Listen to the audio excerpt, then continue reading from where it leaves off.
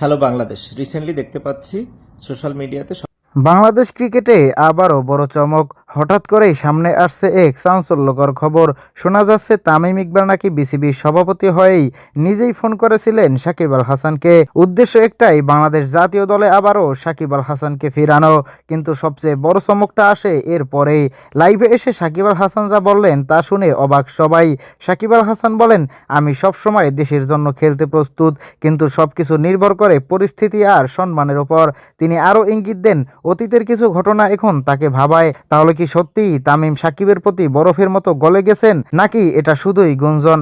একসময় মাঠে যাদের বন্ধুত্ব ছিল দারুণ, সেই দুই তারকার সম্পর্ক কি আবার আগের মতো হবে? আর সাকিব কি আবার ফিরবেন টাইগারের জার্সিতে? প্রিয় দর্শক, আপনার কি মনে হয়, সাকিবের দলে ফেরা কি উচিত? কমেন্টে জানাতে ভুলবেন না।